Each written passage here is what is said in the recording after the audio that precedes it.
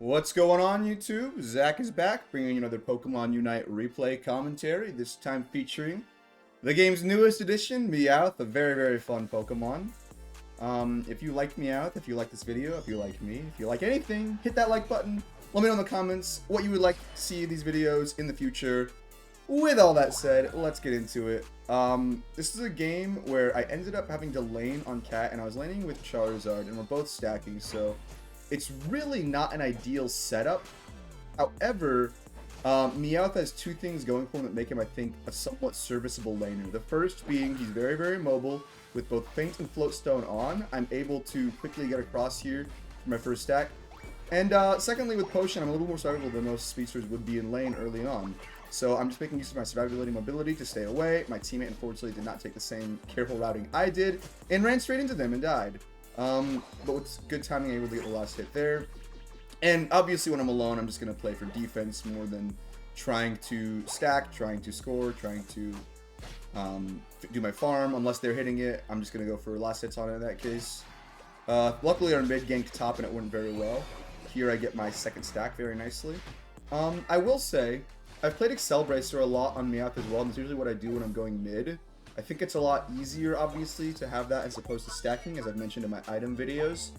But on MEOWTH especially, since he is so squishy early on, sometimes it's better to just play for Excel Bracer and just scale naturally as the game goes on. Not to mention, this is a Pokemon that can pick up a lot of KOs, so it's very easy to get that scaling. Unfortunately, the enemy team gets most of that there. We don't really get a whole lot, leaving them both at 5. This is one of those cases where the lane is not really too great. I don't want to stay here. So I decide I'm going to make use of my mobility and just go check the map elsewhere for what I can do. If there's nothing to do, I'll just score. You see me watching very patiently, waiting for them to be out of the goal pad. You can see they're on there because it's got the shield effect on the base. So once I see that it doesn't have it anymore and they've walked off, I run up to quickly stack and then retreat afterward. I don't want to fight their farm because they'll see me doing it and they'll come back to fight me. But I don't mind summoning and poking in their jungle because their jungler obviously was lingering top for a long time.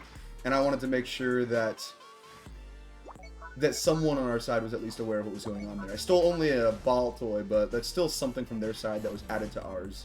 And thankfully the Charmeleon comes and we're able to get the objective, which is really nice. And on top of that, I'm the one that gets it, so I have the buff. Again, I'm just going to play really, really safe, really, really patient. I want to get my stacks off. I want to get some XP. I know they're attacking my gold pad, but I'm not really the one to defend that sort of thing right now. And when I see my Raichu coming down, my thought is, okay, well, they're going to retreat anyway. I'll just catch them as they're coming back to their base. And sure enough, we get a KO that way. Next one incoming. Yep, there we go. You sort of see the burst of MEOWTH coming in there. MEOWTH has a very high burst damage with both of his moves online. And they're both sure hit moves, which means that you can lock on the target and stay on them very aggressively. MEOWTH is very good at playing aggressively on one single target and chasing them down and capitalizing on their inferior mobility and burst damage. Here I just sort of knock out their gold pad because I don't want to fight them on it, and I want to get some more KOs. Obviously, though, I don't want to overextend and die, but seeing as I am stronger than them and I know that I have the burst to take out each of them individually if I just have the time, I decided to stick a little bit, and thankfully the Charizard helps out as well. Which of course frees us up to do the objective. My general philosophy with this sort of thing is always that if I win a lane, I want to make sure I get the objective if possible, because it's sort of your trophy for winning the lane, and it's an advantage that the enemy team can't really combat in a similar way. They can just farm on their side, but it's not going to give them the same thing, obviously. So with MEOWTH's Pilfer ability, getting battle items, sometimes you're going to get duds from your wild Pokemon hits. So here I got Slow Smoke, which isn't exactly ideal, but you can even make use of it in situations like that. I think the real trick to making use of Pilfer on MEOWTH is just constantly using items in whatever way is most immediately feasible. Because look, I'm gonna get another one right now. Like I already have an eject again. You want to make sure you're using your items pretty consistently because, as you can see in the bottom of the screen, the cooldown on your ability, it's a kind of decent cooldown, but it's a lot shorter than you think. With that said, though, seeing two people die behind enemy lines means that it is very dangerous for you here, so I am just booking it. There's 3 sets of Swablu Altaria that have spawned, so I'm just going to go for one of them, make sure we get some farm. And obviously this is closest, so if they're going to push a gold pad, it's probably this one right now. Nonetheless, I decide I'm going to skirt the edges of the fight, especially since I have full heal. However, I don't want to overcommit. If they're all going to go on me, I'm going to die very easily. MEOWTH is not tanky at all. You do not want to get caught in a crush of bodies. And that's part of why I like Floatstone, is it allows you to reposition very easily. There you could see me going for the Raichu. I couldn't really get to him, so I decided to just turn on the guy I could get. And now the rest of his team. And look, now that he's alone, I can take him out. And that's a common strategy I like to employ when dealing with Pokemon that are difficult for me to fight into on whatever I'm playing. You pick apart their teammates, then they're either forced to fight you finally, or they leave and you still win anyway. Sometimes it's better to understand and admit to yourself that a matchup is bad for your Pokemon than to keep playing it and keep making your life harder, you know?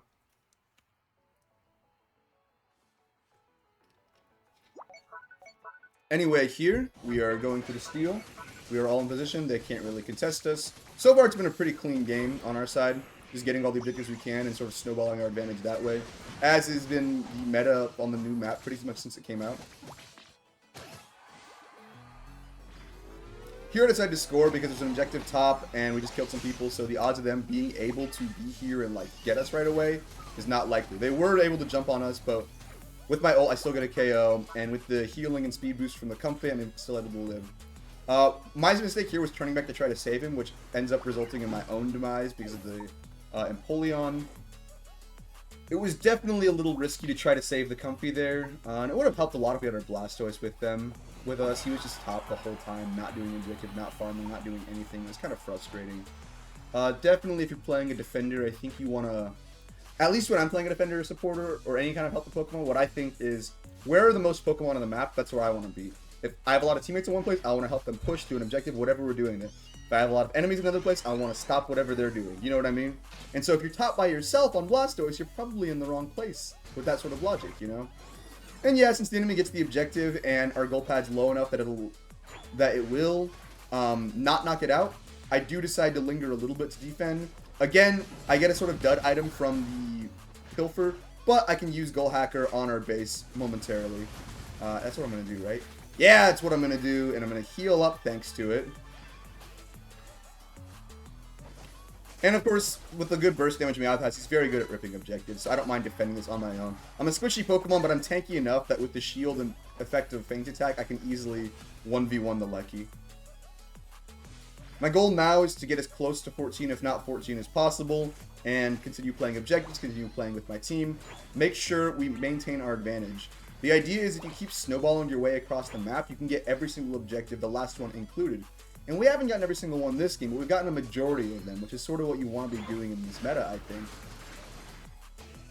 While my teammates are all fighting and corralling the enemy away, I make the call that it's time to rip. I am probably the best rip on our team outside of Raichu. Maybe more than him, with more if I have the same levels as him. Because MEOWTH's attack in the late game is actually really good, and I'm stacking too, so it's even better.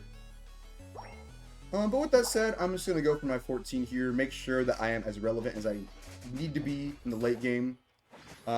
Generally, in my experience, you want to get as close to 14 or 15 on your speedsters as possible, just because they're sort of the linchpin of your operation, right? And we'll sort of see how in just a moment that will apply.